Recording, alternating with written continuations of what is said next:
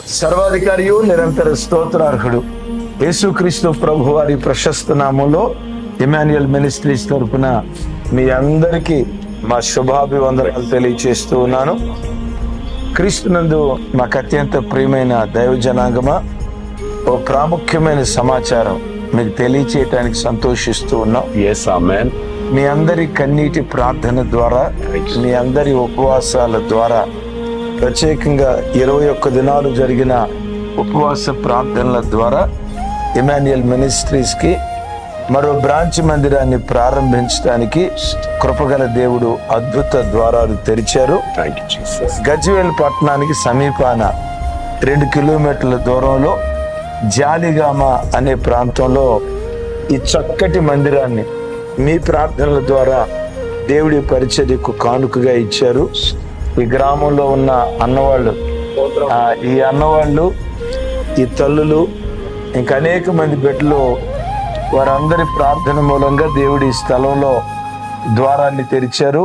ఈ మందిర ప్రతిష్ట ఆరాధన అక్టోబర్ నెల 16వ తారీఖున అంటే గురువారం ఉదయకాలం 11 గంటలకు దేవుడు మనకు అనుగ్రహించిన ఈ పరిశుద్ధ ప్రార్థన మందిరాన్ని ప్రతిష్ఠించబోతూ ఉన్నాం.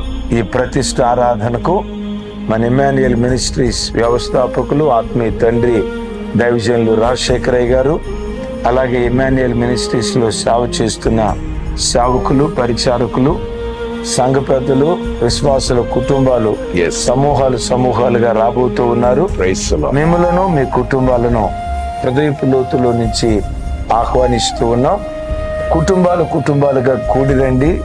ఈ పరిసర ప్రాంతాల్లో ఈ పరిచర్య ద్వారా ఓ బలమైన ఉద్యోగాన్ని పరిశుద్ధాత్మ దేవుడు పుట్టించబోతూ ఉన్నారు. ఆమేన్. అది మన కన్నులారా చూడబోతున్నాం. ఆమేన్. చెవులారా వినబోతున్నాం. నోరారా ప్రభుని స్తుతించే కృప దయగల దేవుడి పరిచర్య ద్వారా అనుగ్రహించును గాక. ఆమేన్. అలాగే ఈ మందిర నిర్మాణానికి తమ్ముళ్ళు చూడండి, వరద బాధితులు ఉన్నట్టున్నారు. పగలనక రాత్రి అనక బిడ్డలు కష్టపడి పనిచేశారు. వీరిలో కొంతమంది మన సెంట్రల్ మందిరం కట్టిన బిడ్డలు ఎవరెవరు ఉన్నారో ఒకసారి చేతులు ఎత్తండి. అది ఆ ముగ్గురు. అప్పుడేం బాగా సన్నగా ఉండేవాళ్ళు. ఇప్పుడు ఈ 15 సంవత్సరాల్లో కృప బాగా విస్తరించింది వాళ్ళకి.